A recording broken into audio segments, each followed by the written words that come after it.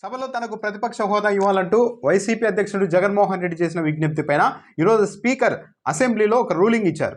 ఆయన ఆ రూలింగ్ కాపీని కూడా స్వయంగా చదివి వినిపించారు. అయితే ఈ రూలింగ్లో వాడిన కొన్ని పదాలు అయితే కొద్దిగా ఇబ్బందికరంగానే ఉన్నాయి.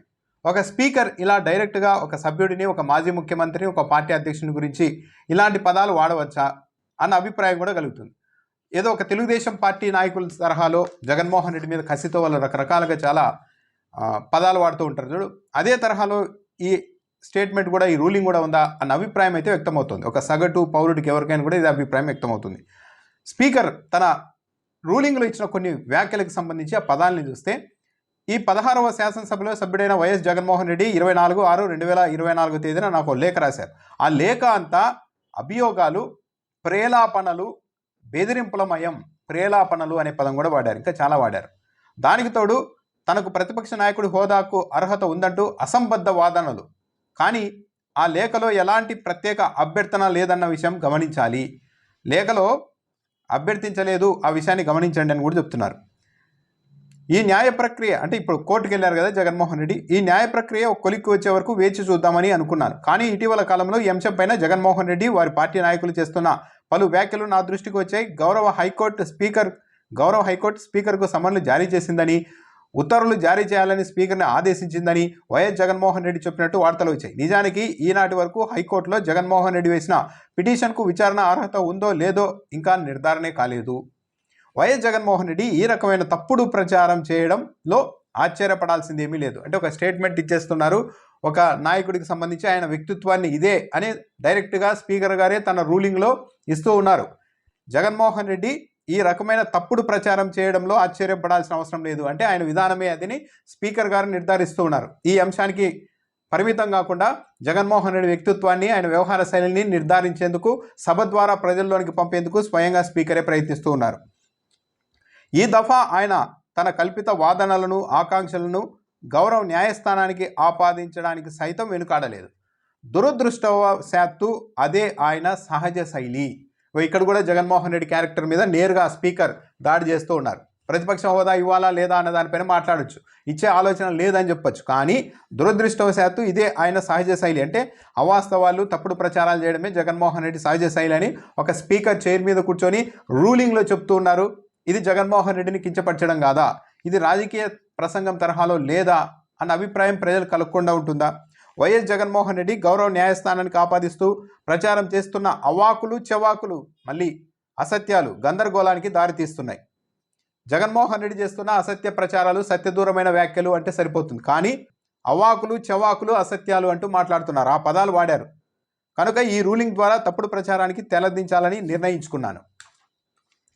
మామూలుగా ప్రతిపక్ష హోదా ఉండాలంటే ఏమేమి అర్హతలు ఉండాలి అనే దానికి సంబంధించి ఆంధ్రప్రదేశ్ వేతనాలు, పింఛన్ల చెల్లింపు, అనర్హత తొలగింపు చట్టం 1953లో ప్రతిపక్ష నాయకుడి హోదా ప్రస్తావన ఉంది. ఆ చట్టంలో సెక్షన్ 12B ప్రకారం ఎవరికైనా ప్రతిపక్ష నాయకుడి హోదా ఇవ్వాలి అంటే వారు చట్టసభలో సభ్యుడై ఉండాలి. జగన్మోహన్ రెడ్డి సభ్యుడే. వారు ప్రభుత్వ వ్యతిరేక రాజకీయ పార్టీకి సభలో నాయకుడై ఉండాలి. జగన్మోహన్ రెడ్డి ప్రభుత్వ వ్యతిరేక పార్టీకి నాయకుడే. ప్రతిపక్షంలో ఉన్న పార్టీల్లో వారి పార్టీకి అత్యధిక సంఖ్యాబలం ఉండాలి. ప్రతిపక్షంలో ఉన్న పార్టీల్లోని వారి పార్టీకి అత్యధిక సంఖ్యాబలం ఉండాలి. ఇప్పుడు జగన్మోహన్ రెడ్డి ప్రతిపక్షంలోనే ఉన్నారు. జనసేన పార్టీ అధికారిక కూటమిలో ఉంది. జనసేన పార్టీకి ఎక్కువ సీట్లు 20 ఉన్నప్పటికీ కూడా వాళ్ళు అధికార కూటమిలో ఉన్నారు, అధికార పార్టీలో ఉన్నారు, మంత్రులుగా ఉన్నారు, డిప్యూటీ సీఎంగా ఉన్నారు. కాబట్టి పవన్ కళ్యాణ్కు, జనసేనకు దీని ప్రకారమే పాయింట్ 3 ప్రతిపక్షంలో ఉన్న పార్టీల్లో వారి పార్టీకి, ప్రతిపక్షంలో ఉన్న పార్టీల్లో వారి పార్టీకి అత్యధిక సంఖ్యాబలం ఉండాలి. ఫస్ట్ టీడీపీ ఉంది, తర్వాత జనసేన ఉంది, ఆ రెండు అధికార పార్టీలు ఉన్నాయి. ఆ తర్వాత 3వ ప్లేస్లో వైసీపీ ఉంది. 4వ పాయింట్, మరీ ముఖ్యంగా ఆ వ్యక్తిని సభాపతి ప్రతిపక్ష నాయకుడిగా గుర్తించాలి. ఇక్కడ వస్తోంది తేడా. ఎస్, స్పీకర్ గుర్తించాలి. ఈ 4 పాయింట్లలో మళ్ళీ స్పీకర్ రూలింగ్లో ఇచ్చిన ఈ 4 పాయింట్లలో ఇక్కడ కూడా 10% ఉండాలి అన్నది ఎక్కితే లేదు. ఒకవేళ అత్యధిక సంఖ్యాబలం కల ప్రతిపక్షాలు 1 కన్నా ఎక్కువ ఉంటే పార్టీల హోదాను దృష్టిలో ఉంచుకొని వాటిలో ఏదో ఒక పార్టీ నాయకుడికి సభాపతి ప్రతిపక్ష నాయకుడి హోదా కల్పించవచ్చు. ఈ విషయంలో సభాపతి నిర్ణయానికి తిరుగుండదని సెక్షన్ 12B చెబుతోంది.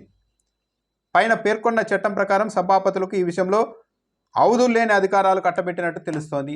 ఎస్, అదే స్పీకరే ఇప్పుడు జగన్మోహన్ రెడ్డిని కావచ్చు ఎవరైనా ప్రతిపక్ష నాయకుడిగా గుర్తించాలంటే పూర్తి పవర్ స్పీకర్కే ఉన్నాయి, దాంట్లో ఏం డిస్ప్యూట్ లేదు. కానీ స్పీకర్ గారు చెప్పిన ఆ 4 పాయింట్లలో ఎక్కడా కూడా 10% ఉండాలి అని ఎక్కడా లేదు.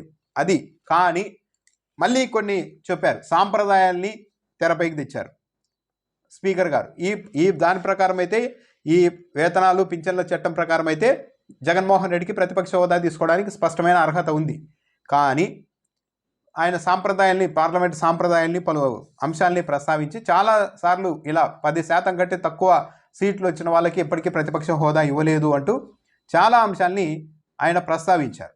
72-77 మధ్యలో కాలంలో 5వ శాసనసభలోను, 94-99 మధ్యలో 10వ శాసనసభలో ఎక్కడా ప్రతిపక్ష పార్టీలు ఎన్నికల్లో కనీసం 10 సీట్లు రాలేదు. కనుక ఎవరికి ప్రతిపక్ష నాయకుడిగా గుర్తింపు దక్కలేదు. అలాగే 5, 7, 8, 16, 17వ లోక్సభలోను 10% సూత్రాన్ని పాటించడంతో ప్రతిపక్ష నాయకుడిగా ఎవరికి గుర్తింపు పొందలేకపోయారు అని కూడా చెప్తూ ఉన్నారు. అంటే సాంప్రదాయాల ప్రకారం అయితే జగన్మోహన్ రెడ్డికి ఇవ్వలేము, చట్టం ప్రకారం అయితే ఇవ్వచ్చు. ఇక్కడ ఏంటంటే మొత్తం ఓవరాల్గా స్పీకర్ నిర్ణయాధికారం బట్టే ఎవరికైనా ప్రతిపక్ష నాయకుడు హోదా ఇవ్వాలా వద్దనేది ఉంది. స్పీకర్ నిర్ణయం చెప్పొచ్చు, నాకు ఇచ్చే ఆలోచన లేదని డైరెక్ట్గా చెప్పేస్తే సరిపోతుంది. కానీ అలా లేదు. ఇంకో విషయాన్ని కూడా ప్రస్తావించారు. తెలుగుదేశం పార్టీ వాళ్ళు పదే పదే జగన్మోహన్ రెడ్డి మీద ఈ అంశాన్ని కూడా దాడి చేస్తున్నారు. ఈ వాస్తవాలను, సాంప్రదాయాలను దృష్టిలో ఉంచుకొని 175 మంది సభ్యులున్న నేటి ఆంధ్రప్రదేశ్ శాసనసభలో అతిపెద్ద ప్రతిపక్ష పార్టీకి కనీసం 18 సభ్యులు ఉంటే తప్ప ప్రతిపక్ష నాయకుడు హోదా రాదని అర్థమవుతోంది. ఈ నిబంధనలు, సాంప్రదాయాలు, ఉదాహరణలు జగన్మోహన్ రెడ్డికి తెలియనివి కావు. ఇది 2019 జూన్ 13న ముఖ్యమంత్రి హోదాలో ఆయనే ఇదే సభలో ప్రసంగిస్తూ చెప్పిన వాటిని గుర్తు చేసుకుందాం. చంద్రబాబు నాయుడు గారికి 23 మంది శాసనసభ్యులు ఉన్నారు. ఒక 5గురిని లాగేస్తే ఆయనకు 18 మందో 17 మందో ఉంటారు. అప్పుడు ఆయనకు ప్రతిపక్ష నాయకుడి స్టేటస్ కూడా ఉండదు అని జగన్మోహన్ రెడ్డి అన్నారని స్పీకర్ చెప్పారు. ఆ స్టేట్మెంట్ రూలింగ్లో కూడా ఆ వ్యాఖ్యల్ని ప్రస్తావించారు, కోట్ చేశారు. కానీ ఇది కేవలం సగం మాత్రమే ప్రజలకు చూపించడం సరైనది కాదు. ఒక 5 మందిని లాగేస్తే ఆయనకు ప్రతిపక్ష స్టేటసే ఉండదు అని జగన్మోహన్ రెడ్డి డైరెక్ట్గా అన్నారంటున్నారు. కానీ ఆయన చెప్పిన ఉద్దేశాన్ని మనం చూడాలి ఒకసారి. చంద్రబాబు నాయుడు గారికి 23 మంది శాసనసభ్యులు ఉన్నారు. ఒక 5గురిని లాగేస్తే ఆయనకు 18 మంది 17 మందో వస్తారు. అప్పుడు ఆయన ప్రతిపక్ష నాయకుడు స్టేటస్ కూడా ఉండదు, లాగేద్దామని నేను అన్నా. అధ్యక్ష, అలా చేస్తే నాకు ఆయనకు తేడా లేకుండా పోతుంది అన్నాను. జగన్మోహన్ రెడ్డి చెప్పింది ఇది.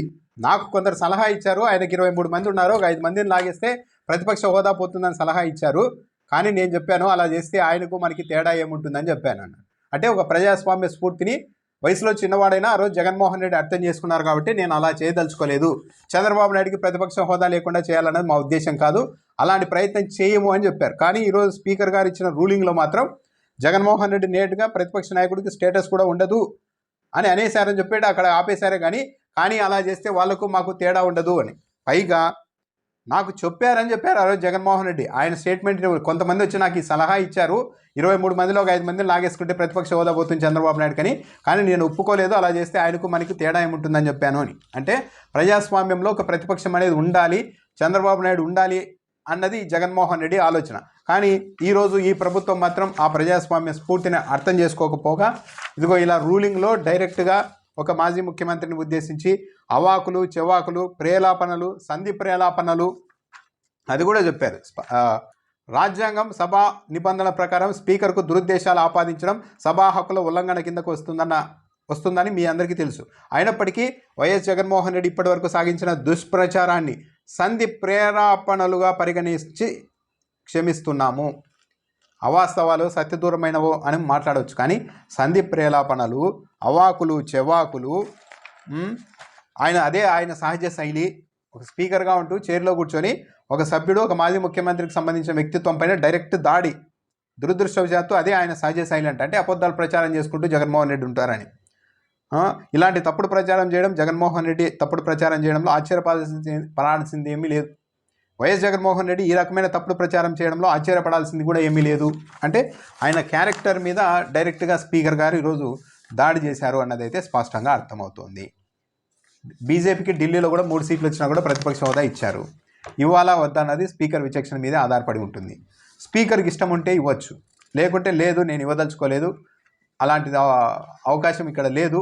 ఎవరన్నా ఇచ్చిండేసాం కానీ మేము ఇవ్వమని చెప్పచ్చు. కానీ అది చేయకుండా జగన్మోహన్ రెడ్డి వ్యక్తిత్వం మీద చైర్లో కూర్చొని అవాకులు చవాకులు ఇలాంటి పదాలు వాడుతూ ఉన్నారంటే చాలా కసితోనే జగన్మోహన్ రెడ్డి మీద మొత్తం అందరూ ఉన్నారన్నది అయితే అర్థమవుతుంది.